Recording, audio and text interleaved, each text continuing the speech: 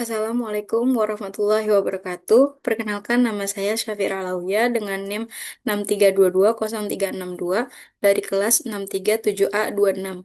Pada kesempatan ini saya akan mempresentasikan tugas ujian HER mata kuliah pengantar ekonomi mikro yang berisi studi kasus mengenai kegiatan produksi, biaya perusahaan, serta bagaimana perusahaan menentukan jumlah produksi yang optimal untuk memperoleh keuntungan yang maksimal. Melalui presentasi ini, saya akan menjelaskan secara singkat dan sistematis mengenai konsep yang digunakan serta hasil analisis dari studi kasus yang telah saya kerjakan. Semoga presentasi ini dapat memberikan gambaran yang jelas dan menunjukkan pemahaman saya terhadap materi pengantar ekonomi mikro. Sebelumnya, saya ingin memberitahu alur presentasinya. Kita mulai dari latar belakang, terus ke konsep dasar produksi dan biaya, selanjutnya ke studi kasus, terus penentuan produksi optimal, dan yang terakhir kesimpulan dan saran. Oke, kita masuk yang pertama yaitu latar belakang. Setiap perusahaan itu pasti punya satu pertanyaan besar yang harus dijawab setiap hari. Seperti kita harus produksi berapa unit hari ini. Kelihatannya simpel, tapi ini sebenarnya keputusan yang sangat krusial. Kenapa? Karena sumber daya itu terbatas. Modal tenaga kerja, bahan baku, semua ada batasannya. Kalau produksi terlalu sedikit, pendapatan akan berkurang. Kalau terlalu banyak, biaya membengkak dan barang bisa menumpuk. Nah, disinilah ekonomi mikro hadir. Ilmu ini memberikan kita alat analisis yang sistematis. Mulai dari fungsi produksi, hukum diminishing returns, sampai struktur biaya, supaya kita bisa ambil keputusan yang tepat dan efisien. Dari latar belakang tadi, ada tiga pertanyaan besar di rumusan masalah yang akan kita jawab. Yang pertama, bagaimana konsep produksi dan biaya dijelaskan dalam kerangka ekonomi mikro. Yang kedua, bagaimana studi kasus PT Nusantara Footwear menggambarkan hubungan fungsi produksi dan struktur biaya. Dan yang ketiga, bagaimana perusahaan menentukan jumlah produksi yang optimal. Ketiga pertanyaan ini akan kita jawab satu persatu. Oke, sekarang kita bahas konsepnya dulu.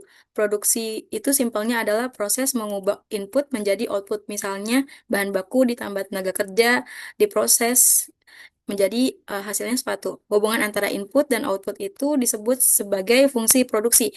Ditulis di sini, Q sama dengan F dari K dan L, di mana Q itu adalah output, K itu adalah modal, dan L itu tenaga kerja.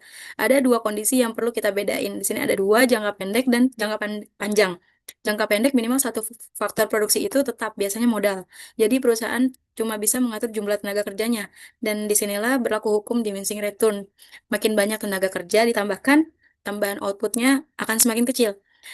Dibandingkan jangka panjang, semua faktor bisa diubah. Perusahaan bisa perbesar atau perkecil skala produksi secara keseluruhan. Sebelum masuk ke slide studi kasus, kita perlu paham dulu 5 jenis biaya yang akan kita sebut. Di sini ada fixed cost, variable cost, total cost, marginal cost, dan average cost. Fixed cost itu biaya tetap, bayar atau tidak bayar, mau produksi atau enggak, biaya ini akan tetap keluar. Contohnya sewa gudang.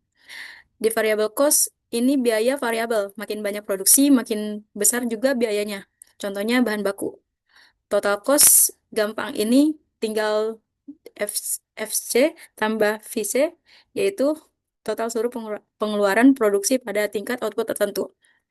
Marginal cost ini biasanya biaya marginal, yaitu tambahan biaya untuk memproduksi satu unit tambahan. Ini yang paling penting nanti saat menentukan produksi optimal. Dan yang terakhir ada average cost. Biasanya ini disebut dengan biaya rata-rata atau total biaya. Atau total biaya dibagi jumlah unit. Bentuk kurvanya seperti huruf U, turun dulu lalu naik lagi.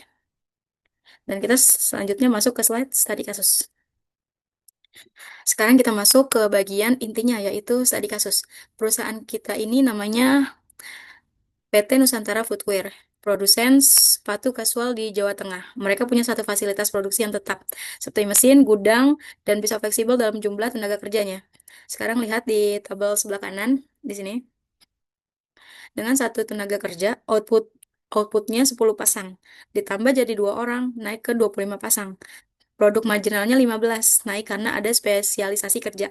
Tapi dari sini mulai kelihatan polanya. Tenaga kerja ketiga hanya menambah 10 pasang. Keempat hanya menambah 8 pasang. Dan kelima hanya menambah 7 pasang. Itulah hukum diminishing returns dalam aksi nyata. Setiap penambahan satu orang menghasilkan tambahan output yang semakin kecil karena mesin dan ruang kerjanya tetap sama. Dan sekarang masuk ke slide sisi biayanya.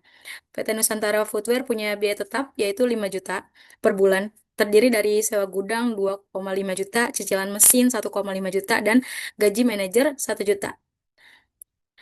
Sementara biaya variabel per unit adalah 75.000 di sini. Dari bahan baku 45.000, upah tenaga kerja 25.000, dan utilitas itu 5.000. Sekarang lihat grafiknya, ketika produksi masih sedikit, biaya rata-rata per unit masih tinggi karena biaya tetap dibagi ke sedikit unit. Tapi makin banyak unit diproduksi, biaya rata-ratanya turun karena biaya tetap tersebar ke lebih banyak produk.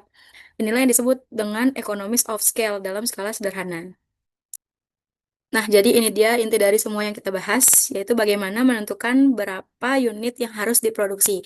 Jawabannya ada di prinsip emas ekonomi mikro di sini, yang di tabel warna kuning, yaitu MR sama dengan MC. Produksi optimal terjadi ketika pendapatan marginal sama dengan biaya marginal. Selama setiap unit diproduksi masih menghasilkan lebih dari biayanya, produksi masih menguntungkan untuk dilanjutkan. Sekarang kita terapkan ke PT Nusantara Footwear. Harga pasar sepatu itu 95.000 per pasang. Karena ini pasar persaingan sempurna, harga sama dengan MR. Biaya marginalnya 75.000 per unit. Jadi margin kontribusinya 20.000 per unit atau per pasang. Setiap sepatu yang dijual, 20 ribunya bisa dipakai untuk menutup biaya tetap dan menghasilkan laba. Sekarang kita hitung titik impas atau BEP-nya. Ada di kiri bawah. Biaya tetap 5 juta dibagi Biaya tetap 5 juta dibagi margin 20.000, hasilnya 250 pasang. Jadi minimal perusahaan harus jual 250 pasang per bulan untuk tidak rugi. Kalau produksinya mencapai 1.000 pasang sesuai permintaan pasar, maka pendapatan 95 juta, total biaya 80 juta, dan laba bersih 15 juta per bulan. Inilah titik produksi optimal yang kita cari. Nih, keuntungannya. Baik, kita sampai di bagian kesimpulan. Ada 3 poin utama yang kita ambil. Yang pertama, konsep produksi dan biaya ekonomi mikro memberi kerangka analitis yang sistematis bagi perusahaan dalam mengambil keputusan produksi. Poin yang kedua, studi kasus PT Nusantara Footwear memvalidasi hukum diminishing returns sebagai dan manfaat economies of scale dalam rentang produksi tertentu. Poin ketiga, produksi optimal dicapai pada kondisi P sama dengan MC dengan harga 95.000 dan MC 75.000. BEP berada di 250 pasang dan laba optimal 15 juta per bulan pada 1.000 pasang. Dan terakhir ada 3 saran praktis yang bisa kita rekomendasikan. Saran yang pertama, lakukan analisis biaya secara rutin. Jangan tunggu rugi dulu baru dihitung. Saran yang kedua, pertimbangkan investasi teknologi. Mesin yang lebih modern bisa meningkatkan output per tenaga kerja, sehingga biaya rata-rata turun dan daya saing meningkat. Saran yang ketiga, jangan hanya fokus ke biaya, tapi juga pantau permintaan pasar secara berkala, karena produksi optimal juga sangat bergantung pada berapa banyak yang bisa diserap pasar. Oke, itu presentasi saya tentang produksi dan biaya perusahaan menggunakan studi kasus dari PT Nusantara Footwear. Semoga penjelasannya bisa dipahami. Intinya produksi yang baik bukan yang terbanyak, tapi yang paling efisien dan menguntungkan. Kurang lebihnya mohon maaf. Wassalamualaikum warahmatullahi wabarakatuh.